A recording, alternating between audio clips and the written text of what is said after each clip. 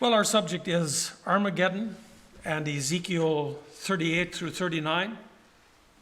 The big question of this battle is, when does it happen? The most common views are that it happens either before the tribulation or in the middle. I think for some time the middle was the most common. Most I hear today or probably think it happens before.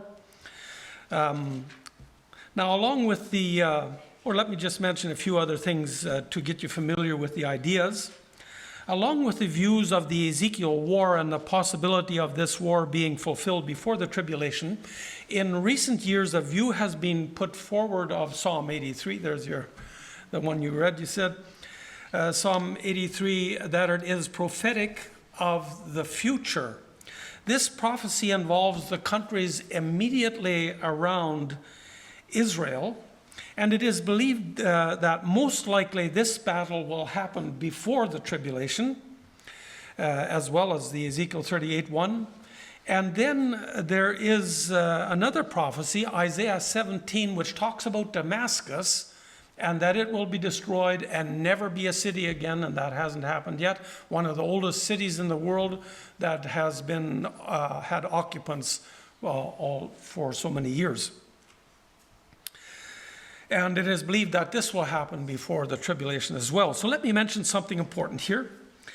One of the objections to any of these prophecies being fulfilled before the tribulation puts imminency on question.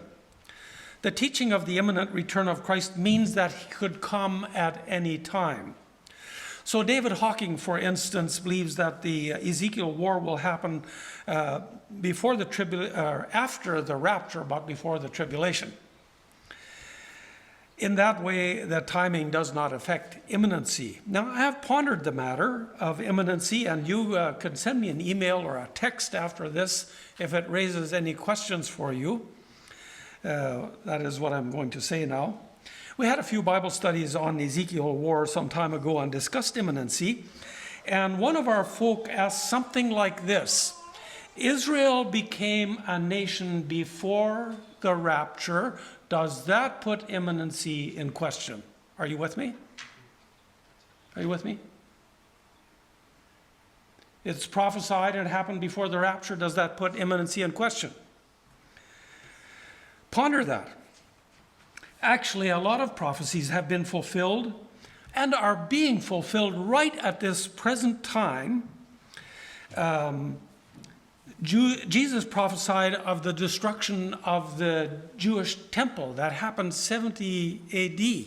Does that put imminency in question? No. You see, you can think about this.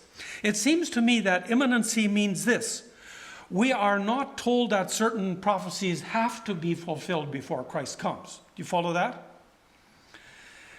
We are to be ready for Christ's return at all times. Scripture is clear on that. I wonder if you're ready today. Are you ready right now? God has not told us what prophecies will happen before the rapture takes place.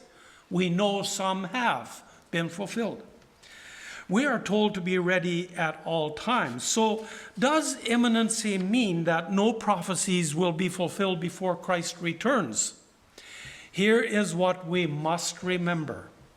We have not been told what prophecies will be fulfilled before Christ returns.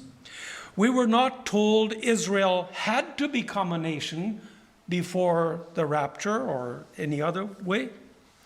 How much of prophecy will be fulfilled before the rapture is not for us to know.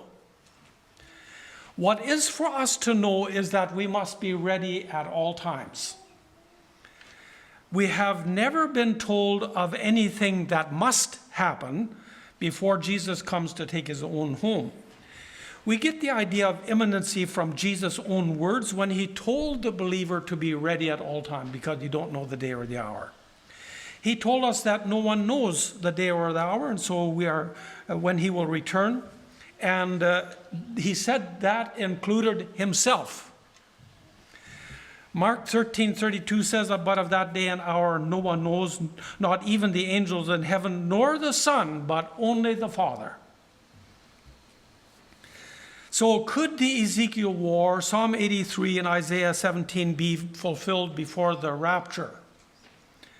Just as Israel became a nation before the rapture, it is possible for these events to happen before the rapture as well, is it? You can send me a text or if you have any thoughts on this. So if the Bible said that any of these would happen before, then imminency would be in question. As it is, Jehovah God himself will decide when the rapture happens. If you remember the Pentecost message, I proposed that God will blow the trumpet for the second and last time that he blows it, and it will be the signal for Christ to come. So I think Christ is waiting for God to blow the trumpet. However, I believe that these events will happen after the tribulation begins, and thus imminency is not in question from my perspective. In the first message, we were introduced to the book of Ezekiel. Ezekiel 33 through 37 gives us numerous prophecies of Israel's restoration. By the way, we don't notice it. We are living in the most exciting times, prophetically speaking, that have ever existed. So Ezekiel 33 to 37 speaks of Israel's restoration. We have seen that and are still seeing that. You can keep up with the Israeli news and you will see more and more Jews coming to Israel from all over the world. So we're considering especially the battle described in 38 through 39 and where this battle is prophesied to occur. Now I want to give my personal view of events in the tribulation to show where I believe Ezekiel 38 through 39 will happen. So we're going to take an overview of the tribulation and then the details. All of this will help fix these prophecies more clearly in our minds. So I want to now give us the context of Ezekiel's war, and I will do so by giving an overview of world governments and the governments that exist just before Armageddon. So I will give a brief overview and then go through the tribulation in a little more detail to show where I think Psalm 83 happens as well, and several other things. So for an overview, turn to Daniel chapter 2, which prophesies the governments of the world from Daniel's day until the end of the tribulation. You will remember the dream Nebuchadnezzar had and how he was going to destroy all the wise men if they could not tell him both the dream and the interpretation. So Daniel saved Daniel saved the day. He and his friends prayed. See, just imagine, the king said, "Tell me the dream and the interpretation." And so Daniel and his friends prayed about this because they would have lost their life as well if they hadn't been able to tell Nebuchadnezzar. And so the Lord revealed the dream to him. So verse 14, Daniel chapter 2. Then with counsel and wisdom Daniel answered Arioch, the captain of the king's guard, who had gone out to kill the wise men of Babylon. He answered and said to Arioch, the king's captain, "Why is the decree from the king so urgent?" Then Arioch made the decision known to Daniel. So Daniel went in and asked the king to give him time that he might tell the king the interpretation. Then Daniel went to his house and made the decision known to Hananiah, Mishael, and Azariah, his companions, that they might seek mercies from the God of heaven concerning this secret, so that Daniel and his companions might not perish with the rest of the wise men of Babylon. Then the secret was revealed to Daniel in a night vision. So Daniel blessed the God of heaven.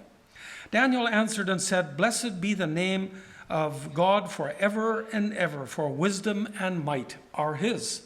And he changes the times and the seasons. He removes kings and raises up kings. He gives wisdom to the wise and knowledge to those who have understanding.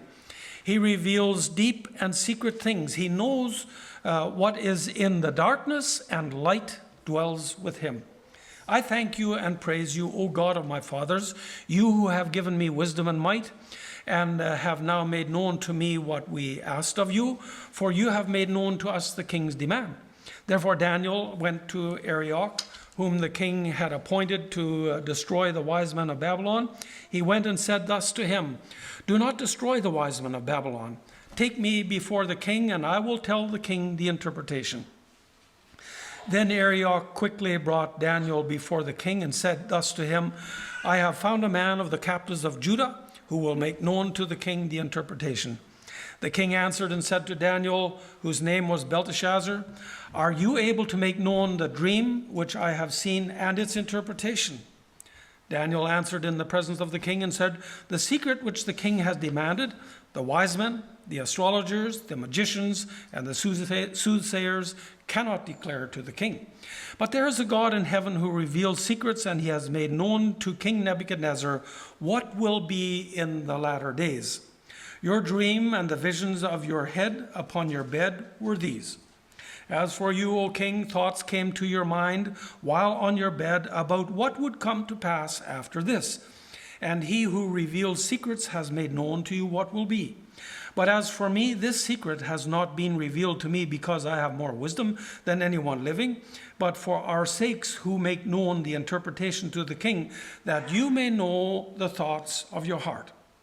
You, O king, were watching, and behold, a great image, this great image, whose splendor was excellent, stood before you, and its form was awesome.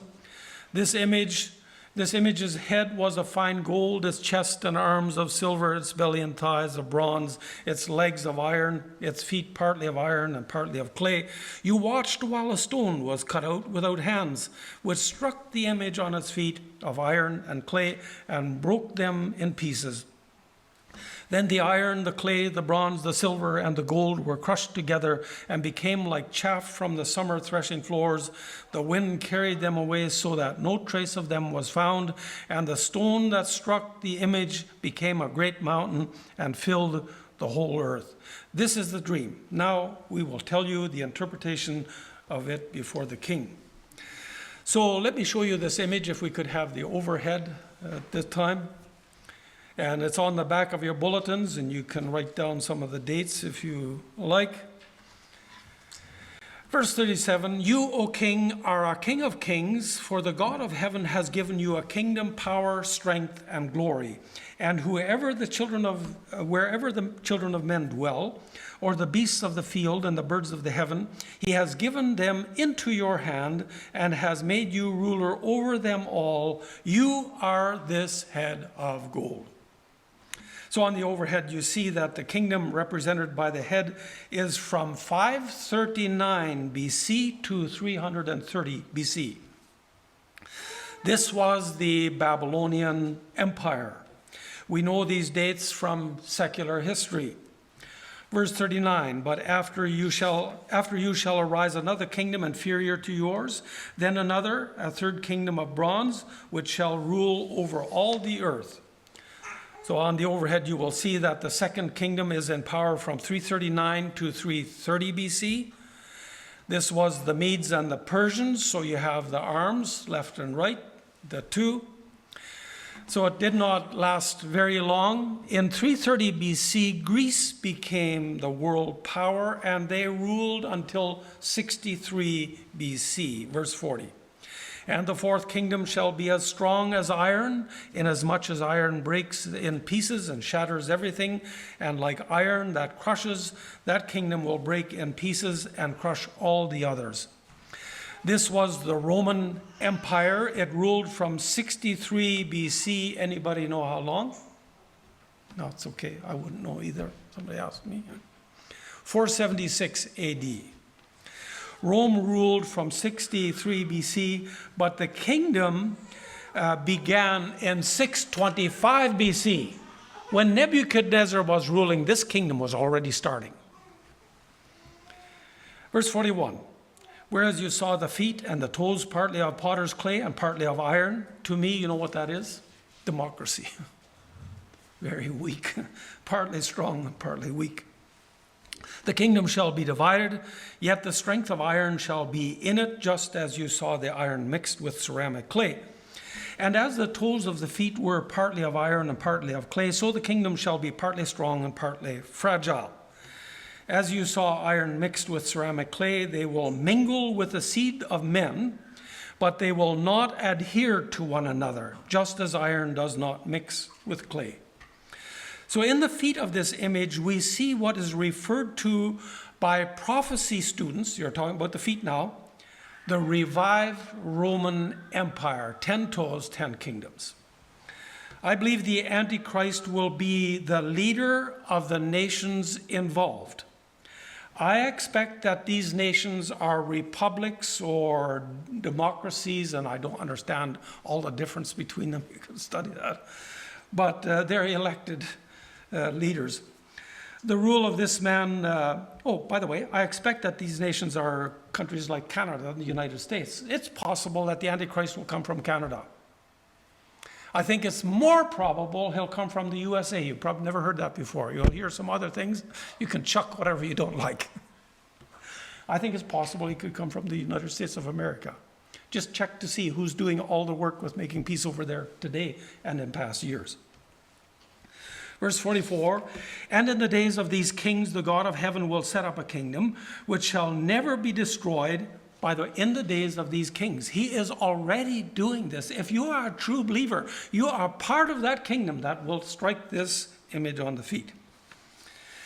He will set up a kingdom that shall never be destroyed, and the kingdom shall not be left to other people. It shall break in pieces and consume all these kingdoms, and it shall stand forever. When the first world empire was in power, already other leaders were beginning a new one, and eventually they ruled. In the days when these kingdoms rule, God will be in the process of setting up a kingdom that will never be destroyed, and it will stand forever. So right now, he is in that process, and every true believer is a member of that final kingdom that will destroy all the others. This is the kingdom of the Messiah.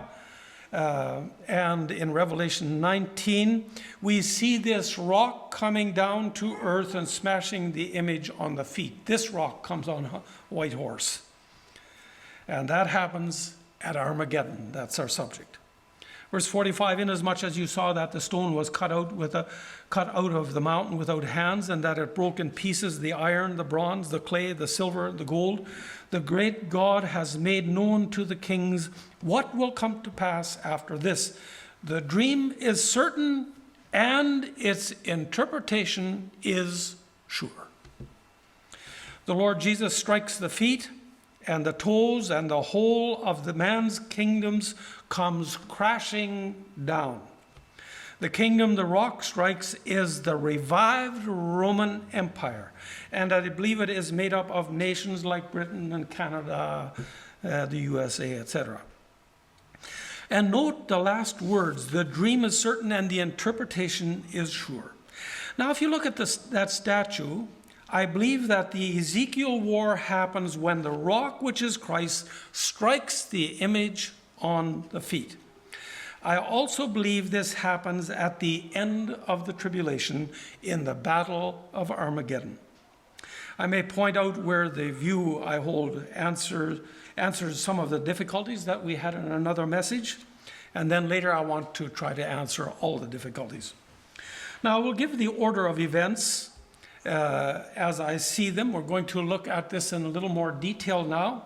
I'm just going to look at the tribulation, or shortly before, and to Armageddon. And you will understand that I am not saying this is the way it will be, but this is what I see that will possibly take place. What I will do is cover the tribulation in brief and show where both Ezekiel 38 and 39 and Psalm 83 happen in my view. It is correct that at the Battle of Armageddon, the whole world comes against Israel. Let me give some scriptures for that so that you have them. Turn to Zechariah 14 while I read a few others. The first is Joel 3, 1 through 2. For behold, in those days and at that time, when I bring back the captives of Judah and Jerusalem, I will also gather all nations and bring them to the valley of Jehoshaphat, that's Jerusalem, and I will enter into judgment with them there on account of my people, my heritage Israel, whom they have scattered among the nations. They have also divided up my land.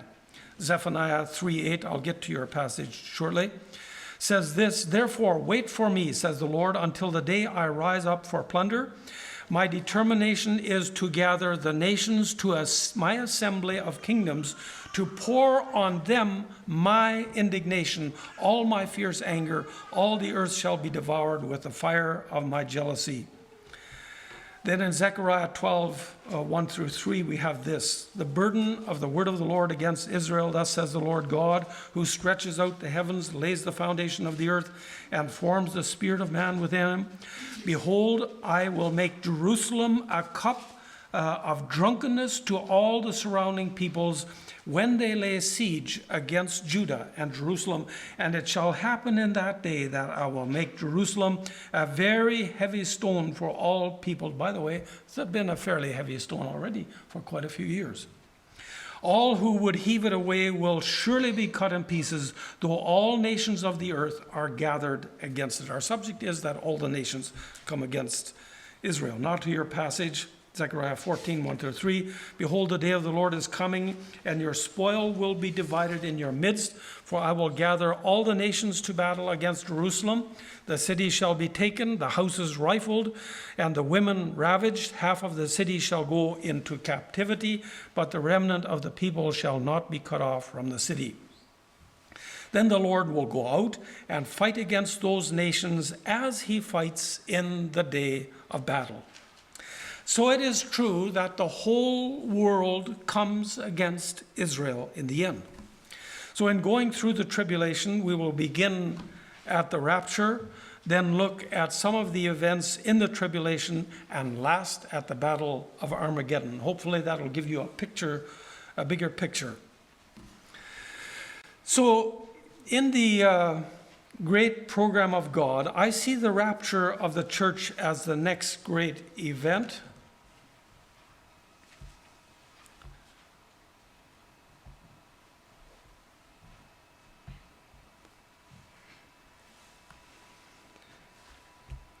So you probably don't have room to jot this down. Next time I'll give you, we're not going to get very far. Next time I'll give you a bigger spot to jot this down if you wish.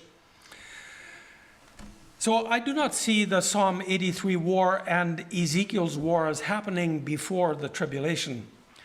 We are now in the last days of the last days for the church. 69 of Daniel's 70 weeks came to a close when Christ was crucified. We have historical evidence for that. The 70th week has never yet happened.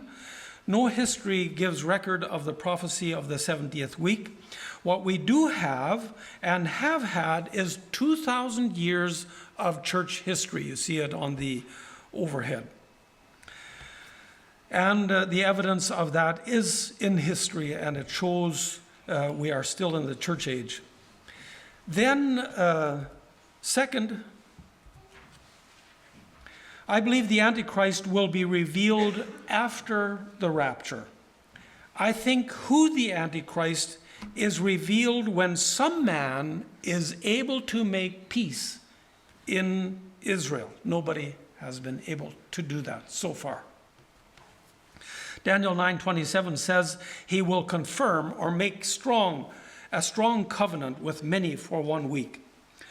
I believe he will not be revealed until after the rapture. Now, if he's revealed and you see it before, you say, well, Pastor Phil was wrong. 2 Thessalonians 2:1-4 says this, now, brethren, concerning the coming of our Lord Jesus Christ and our gathering together to him, we ask you not to be soon shaken in mind or troubled either by spirit or by word or by letter as if from us, as though the day of Christ had come.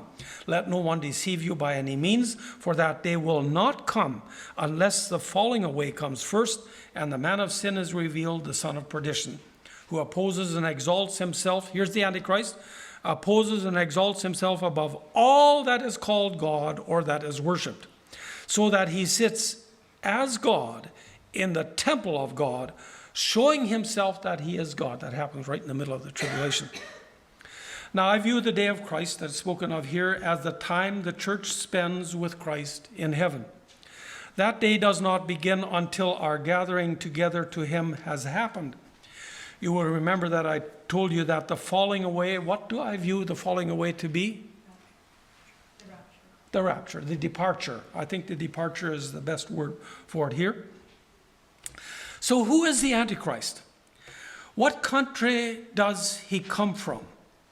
Is he the leader of some country? Daniel prophesied of 4 world governments. The first was Babylon, which was in power in the days of Daniel. It ruled from 625 to 539 BC. Then we have the Medes and the Persians, and they ruled from 539. By the way, Iran was called Persia until not too awful long ago.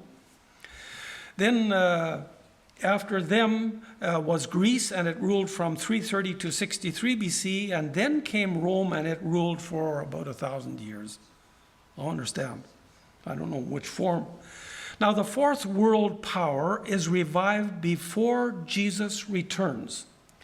So in Daniel's image, the last stage of this empire is indicated by the 10 toes. The toes picture 10 kings, and we do not know yet who they will be. But the Antichrist will be the head of these 10 kings and will form the world government during the tribulation, or he'll be the head of it. Now, I tend to think that the Antichrist will be a man from some democratic country or a republic. I wonder if he will not be something like Klaus Schwab. It's possible. Klaus Schwab of the World Economic Forum, someone who is not necessarily the head of a country, but who runs countries. It's possible. It may not be. He may be the head of a country, but may not either. I think in the coalition of countries of which the Antichrist is the head will be democratic or republic countries, like Britain, USA, Canada, etc. We think sometimes, well, you know, Canada and the US, they're kind of off the scene. They may be running the world through the Antichrist. The reason I think the democratic or republican countries will form the world government is because of the prophecy of Nebuchadnezzar's dream that Daniel interpreted. Rome is pictured as iron mixed with clay. And I think democracy has its roots in Rome. And when Christ comes, he is pictured as a rock. He strikes the statue in the feet, and the whole of mankind's government comes to an end. And the place, if you look at the image, the place he strikes is the feet. Well, you strike the feet, everything else comes down. Now, rather than seeing such countries as Canada and the USA as not having much impact in the world government, I think that someday from within those countries may well come the Antichrist, and he will rule the world. I do not think it will be Klaus Schwab, but his way of working could be a forerunner of what will happen in that time. However that will be, when the Antichrist is revealed, the tribulation will begin, and one of the greatest things he will accomplish is that he will make peace in Israel. So we have the rapture, then the Antichrist is revealed, then the 70th week, the tribulation begins. And if you look at the statue of Daniel, what we look at now is pictured by the feet of the image. That's the time period of the 70th week.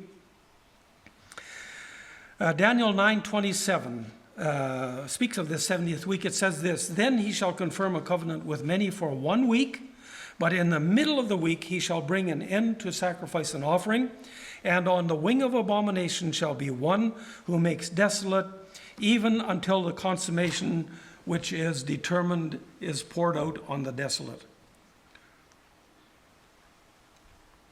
Now this time begins as a time of peace.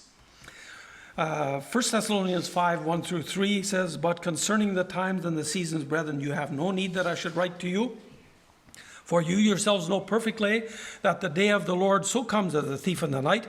For when they say peace and safety, then sudden destruction comes upon them as labor pains upon a pregnant woman, and they shall not escape." The tribulation enters with a time that looks like all is peace and safety from here on. No doubt this happens when the peace pact of the Antichrist is accepted. Never has the future looked brighter than at that time. But what has happened is that the tribulation is underway. This is pictured by the white horse in Revelation chapter 6. You know that Christ rides the real white horse. Pictures peace. Real peace comes when Christ comes on a white horse. But before this 70th week begins, the church is taken up to glory, in my understanding. This is the great catching up of 1 Thessalonians 4. It is sometime after this catching up that the 70th week begins. By the way, you might want to turn to Daniel chapter 9.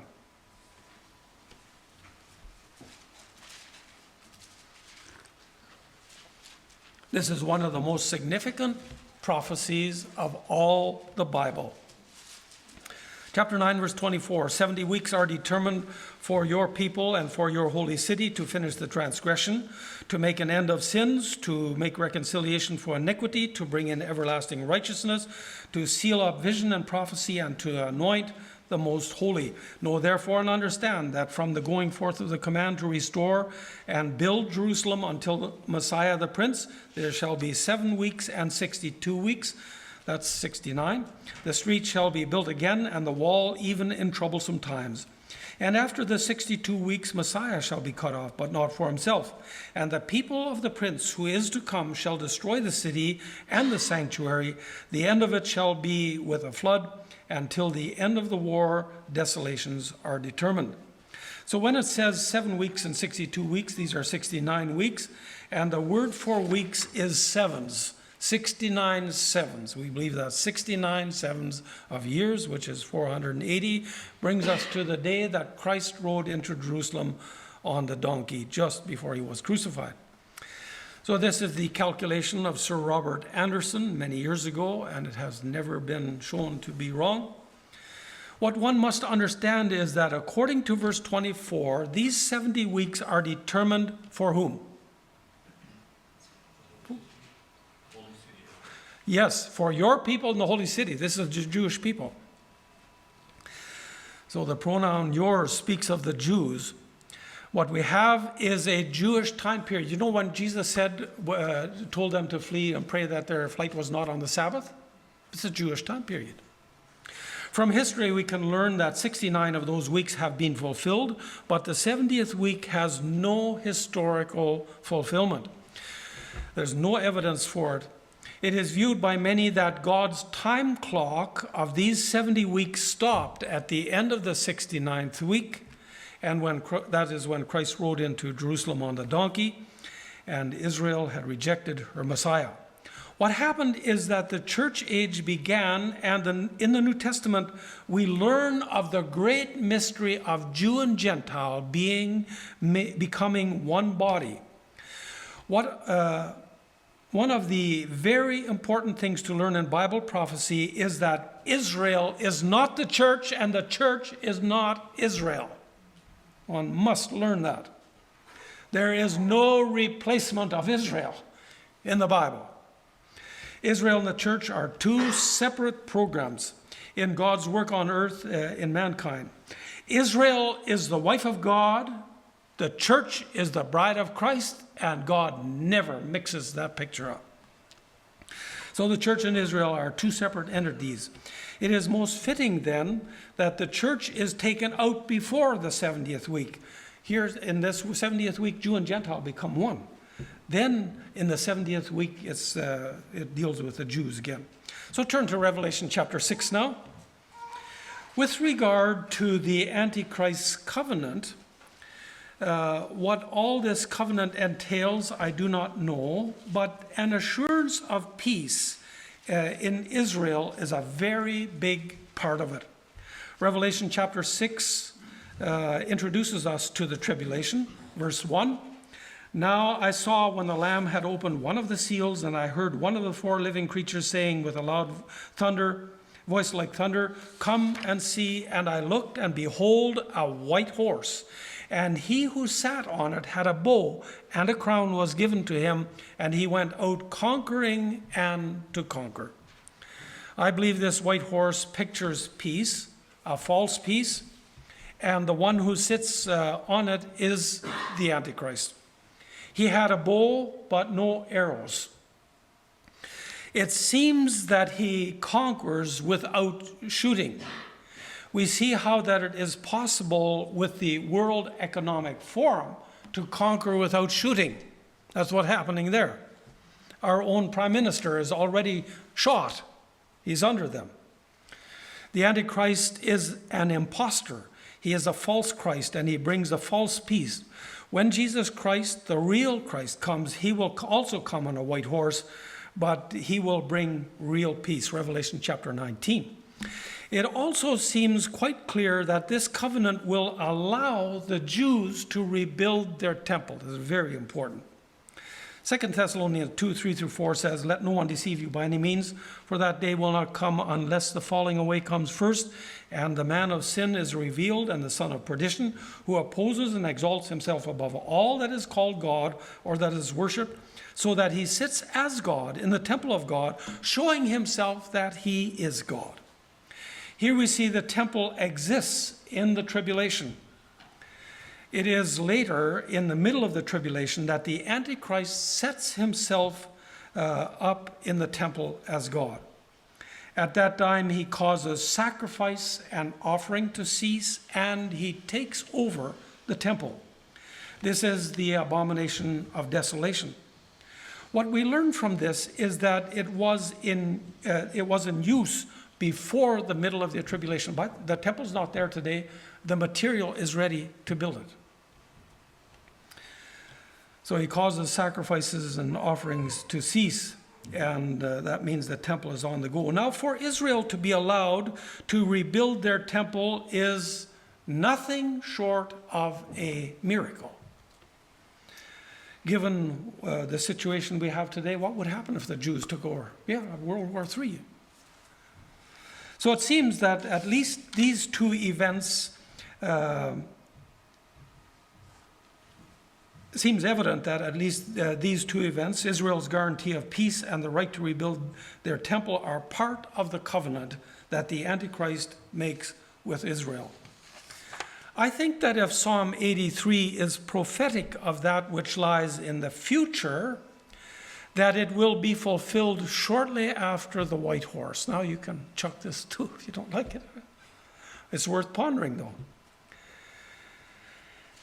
I think it will happen shortly after the tribulation begins. I am not 100% sure yet myself whether it's prophetic, but it certainly sounds like our day, and we'll come to it yet. The white horse is immediately followed by a red horse. If white signifies peace, what does red signify? War. Yes, it's easy. So chapter 6, 3-4, "When he opened the second seal, I heard the second living creature saying, 'Come and see.' Another horse, fiery red, went out, and it was granted to him, to the one who sat on it, to take peace from the earth, and that people should kill one another. And there was given to him a great sword." If white pictures peace, red, of course, pictures bloodshed. This same Antichrist who came in through peace now is the cause of much bloodshed. So what is this bloodshed? If you like studying prophecy, please study this and tell me what this is all about at the beginning of the tribulation. So with the red horse, we are just into the tribulation, and now we have much bloodshed. What happens? I want to now make my first major proposal. There'll be a few more, and you might swallow a couple times when you hear them, but you can ponder them for what it's worth. I'm not sure yet Psalm 83 is prophetic. I think it is well possible. Nothing could sound more precisely like the situation in the Middle East today than Psalm 83, 1 through 7. Turn to Psalm 83. We'll come to it in a while. Before we read that, let me mention that now in later years, Psalm 83 has come under close scrutiny because there is a battle described here that some now believe has never yet happened. Bill Salus, anybody here familiar with the name? He has taught on this psalm more than maybe all others. He has a lot of information on this. He says it has never yet taken place. It is interesting to me that John F. Walvoord and J. Dwight Pentecost, who wrote some years ago, do not mention this psalm as prophetic for the future. It is only of late that it has received a lot of attention. Now it is debated whether the prophecy of Psalm 83, by the way, next on our map, our line, it is debated whether the prophecy of Psalm 83 was fulfilled historically or not. Some say yes, others say no. But even if this psalm was fulfilled historically, it could still have a far and near fulfillment as many prophecies do. So that would not negate it from being a valid prophecy for today. Some hold that it was fulfilled in modern times. Of those, some think it was fulfilled in 1948. When the neighboring Arab nations sought to push Israel into the sea. Still others think it was fulfilled in the Six-Day War. Bill Salus and David Reagan agree that neither of these two wars fulfill the nations that are described here. Now, I think it is well possible that this prophecy could have a future fulfillment, although with my present understanding, I would not be dogmatic about that. The psalm does sound precisely like all the modern Arab nations around Israel today. If this battle lies in the future, like the battle of Ezekiel 38 through 39, nobody is sure when this battle will happen. It is believed by some that the battle of Ezekiel 38 through 39 happened before the tribulation. Of the war of Psalm 83, here's what one writer says: therefore, many believe the war of Psalm 83 will happen soon, before the invasion of Ezekiel 38. So for some modern prophecy teachers, it is viewed that Psalm 83 battle takes place before Ezekiel 38 through 39, and that both happened before the tribulation. David Hawking suggests the possibility that the nations gathered by God in Ezekiel 38 and 39 may bring these nations with them when they come. I don't think that's correct, but he thinks that may be. Ezekiel says this: when it prophesies the nations that come, it says, many peoples are with you. So he thinks it may be there. Now, Psalm 83 is written by a man named Asaph. I think Trent's friend had this name. He called it Asaph, I think. No. But Asaph is credited with having written 12 psalms. Here's how Psalm 83 is structured. Verses 1 through 8 are the section that is viewed by some as prophetic. It describes Israel's enemies. The rest of the chapter is Asaph's prayer about what he wants God to do about Israel's enemies. So let's just read verses 1 through 8. Do not keep silent, O God. Do not hold your peace, and do not be still, O God. For behold, your enemies make a tumult, and those who hate you have lifted up their head. They have taken crafty counsel against your people and consulted together against your sheltered ones. You could circle that and see if you can figure out what that is, your sheltered one. They have said, come and let us cut them off from being a nation. Does that sound like today? Arab nations? That the name of Israel may be remembered no more. Did you know that in many of the Arab schools, they don't even see Israel on the map? No, it's not even on the map. That they may be remembered no more. For they have consulted together with one consent. They form a confederacy against you, the tents of Edom and the Ishmaelites, Moab and the Hagrites, Gebal and Ammon and Amalek, Philistia and the inhabitants of Tyre. Assyria also has joined with them. They have helped the children of Lot, Selah. Now, I don't know of any scripture that more precisely relates the efforts of the modern Muslim nations around Israel today. The nations of Psalm 83 are all close around Israel. Well, we have taken just a brief overview of world governments and shown how they come to an end from the dream God gave to Daniel or Nebuchadnezzar, and Daniel interpreted it. In the end, Christ the rock is cut out without hands, and all human governments are come down and are crashed to powder. And that happens, in my view, at Armageddon. This is the bigger context of the war of Ezekiel. So we have not just now begun to look at a little more detailed view of the closer context of the war of Ezekiel 38. As I see it, the next thing on the prophetic calendar is the rapture of the church. We do not know how long after the rapture it is until the Antichrist is revealed. Antichrist, anybody know what Antichrist means? He's either against Christ, Antichrist, or instead of Christ, the false Christ. The peace is also a false peace that he brings. When the peace agreement has been signed and sealed, the tribulation begins. So you know that if a peace covenant is signed in Israel and the Antichrist has risen, I am wrong about the rapture happening before the tribulation. So you can look at these things. There's so much happening in the world. Prophecy students are very excited today. Those that are there. There are very few in our world.